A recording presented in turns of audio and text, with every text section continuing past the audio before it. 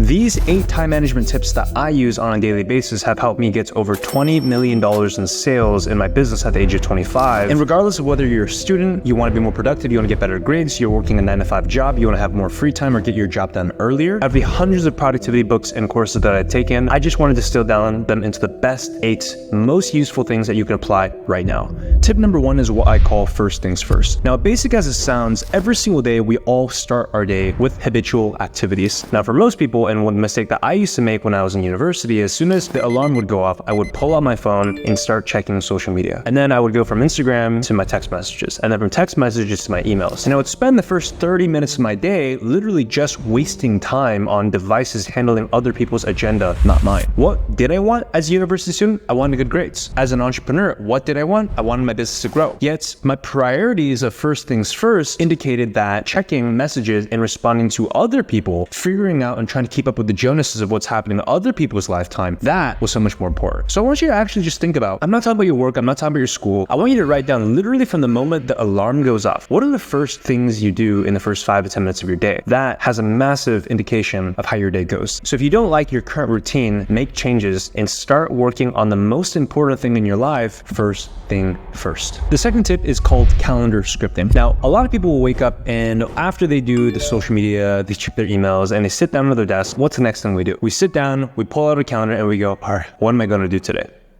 But you know why that's such a bad idea? And I know a lot of you thinking, well, what do you mean, Richard? That's what I do every day. You should be planning out your day the night before, because it turns out that humans have a limited amount of decisions, right? There's something called decision fatigue, especially something that pilots experience, which is after they've been flying for such a long time that they pay attention to so many things, make so many decisions, they literally run out of the ability to make decisions, which makes it very likely for them to crash and die in a plane accident. Well, it's the same thing here. If you are already deciding on what you need to do that morning, that's a massive mistake. You should have planned it the night before. And so what I always do the night before, I always say that your morning routine starts the night before. You want to list out on a piece of paper, what are the 1 to 3 things that you need to get done the next morning. And so that way, as soon as you show up to your desk first thing in the morning, I pull up my tablet, I look at it, and I conveniently have the 1 to 3 things already written out. I don't think. I just turn on the computer screen and I start working on autopilot. That way, you don't have to waste your time thinking about what you need to do. Give you a pro tip, if you want to take this 1 step even further, pull out the clothes that you're going to wear for the next day. Yeah,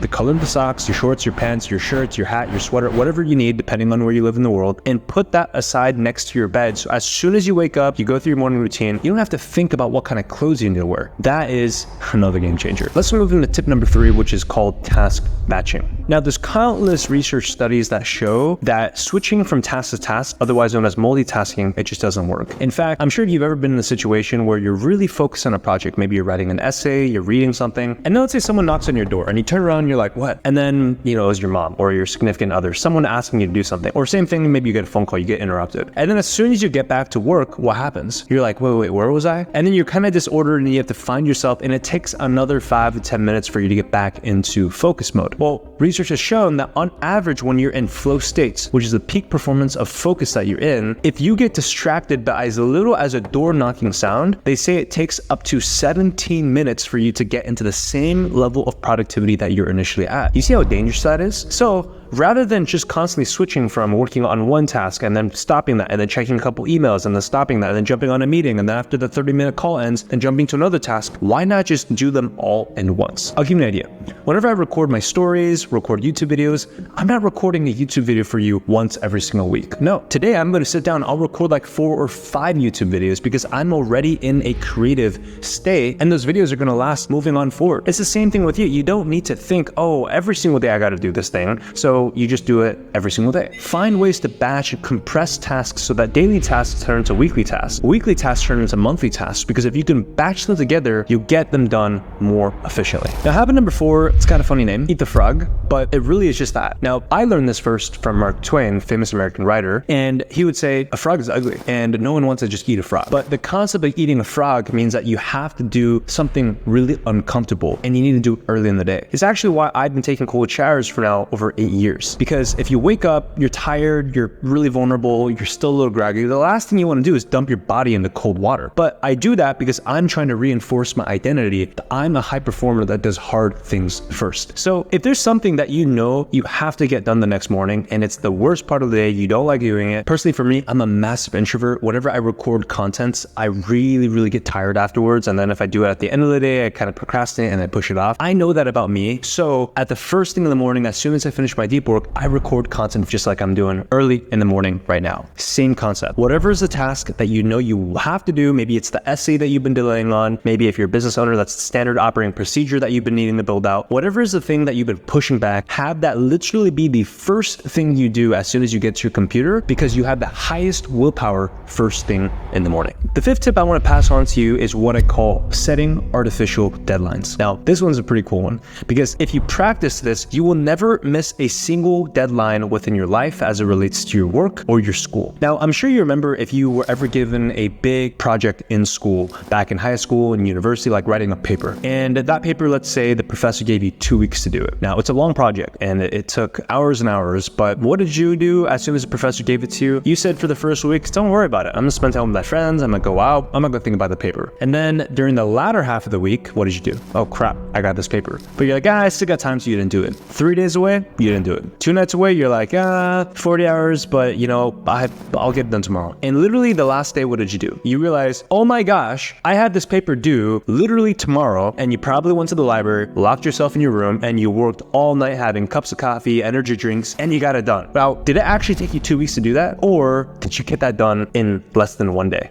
Man, I know for a fact there's so many people watching this going like, oh my gosh, Richard, I literally just did that. Like, that's so me. That's everyone. Because the reality is there's a law called Parkinson's law, which states that work expands so as to fill the time available for its completion. It's kind of like air inside of a balloon. Air isn't just going to stay compressed and there's just an empty section of the balloon. No, air is going to expand and press against the walls of the balloon. And if there's more space in the balloon, it's just going to keep expanding. No matter what, the amount of time that you give for your work is the amount of time it takes. Whenever I talk with my team members and they're like, oh yeah, Richard, I'll get it to you by the end of Friday and it's Monday. I was like, dude, can you get that done to me by tomorrow? And guess what? They get it done by tomorrow. Thank you. The whole concept here is if you know for a fact that you're going to procrastinate or delay on something, set an artificial deadline. And I'll take you one step further. If you really don't want to procrastinate, set a financial consequence. If there was a really important project, I would text one of my friends, yo, I'll pay you $100, I'll Venmo you, I'll PayPal you if I don't get this project done. I know that it's done because I will send you a screenshot, I will text it over to you. Not ashamed to admit that there's been more than a couple times that I have sent over a couple $100 in Venmo. And you can do that regardless of how much money you have. It could be as simple as $1, $5, and that will drive you further even more.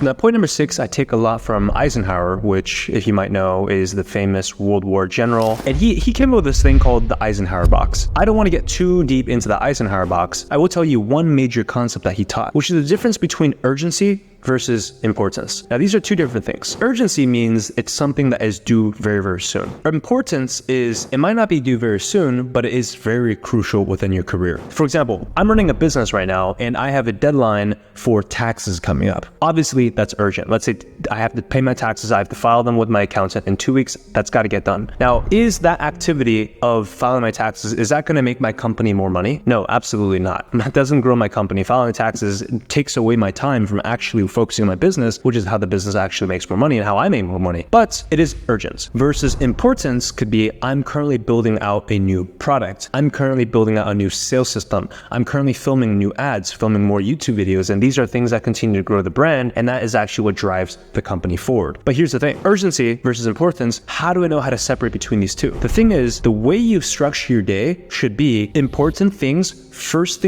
in the morning before 9 a.m. And then after you get the day going and you get the most important things out of the way, the long-term things that will actually move your business forward, then in the afternoon, you can work on the things that are urgent, but not yet that important. That is how you actually structure a very productive day. Point number 7 was inspired by a book called Buy Back Your Time by a 9-figure entrepreneur, Dan Martell. Now, the whole concept of buy back your time is you cannot do everything humanly possible as a lone wolf. So for example, for me, I used to cook my own food when I was in university. Even though I started making really good money my first year at college at 21, I ended up doing over over $500,000 in sales. In fact, you can check out one of my YouTube videos. I put a little thumbnail over there of my video where I documented what I learned making over $600,000 my first year out of college. But the bottom line is you're gonna face a cap and run out of hours. And so things that I hated doing, like laundry, like cooking meals, like going out and buying groceries, I started hiring help. And I started going on tools like Instacart.com, which is about $100 a year. So like $10 a month, $8 a month. And guess what? They would have all my groceries delivered. I wouldn't have to go and spend an hour of my time to the grocery store to buy food anymore. I used to edit my YouTube videos myself, but then I realized, number one, I'm not even that good at editing videos. And number two, it's taking so much time that I could be spending on higher level activities like sales systems, marketing systems. And so I hired my first video editor out of college. I found on Upwork.com. It was a Filipino video editor that was $6 an hour. All of my YouTube videos were now edited and I didn't have to touch them. It was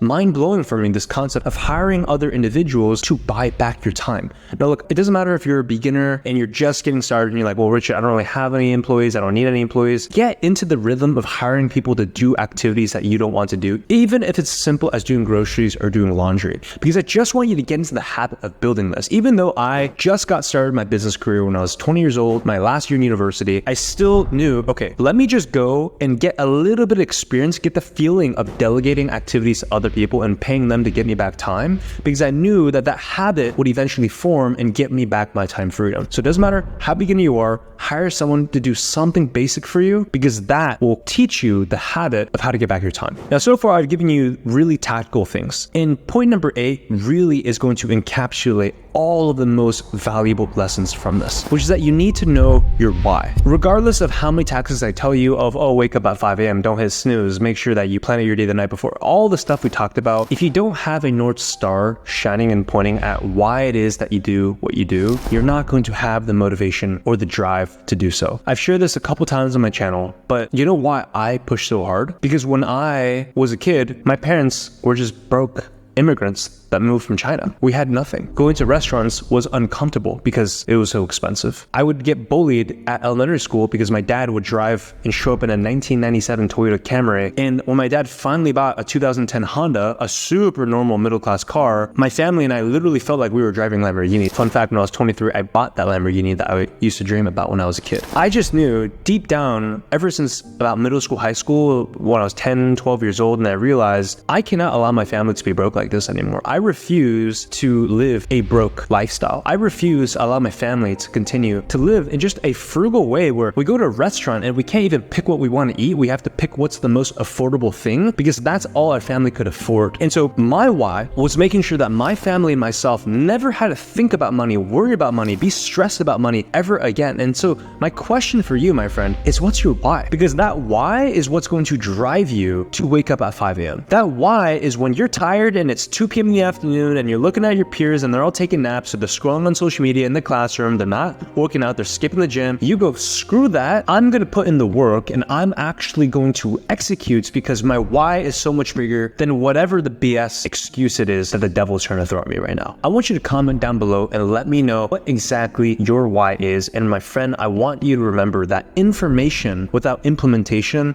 is absolutely meaningless. So all the things that you've learned today, these 8 tips that you see, if you don't apply them, then what was the point of watching the video? I don't want you to apply 8. I want you to just choose 3 of these. Write them down in your phone or write them down in a sticky note, put them by your computer. And I want you this week to actively work on these things. Now I'll tell you, this video was specifically focused on high performance and I don't have enough time to go through the best business strategies, but I made my most valuable video where I share with you the best possible business you can start to get to $5,000 and eventually $10,000 a month, even if you're a complete beginner. In fact, it is what I did when I was just a broke university student. I'll leave that as the first link down in the description. Feel free to enjoy that video, take notes on it, and let me know down in the comments what you got out of that video. Consider hitting that subscribe and like button, and I cannot wait to see you in that next video. Remember, how you do one thing is how you do everything. I will see you in the next video right over there. I'll see you there.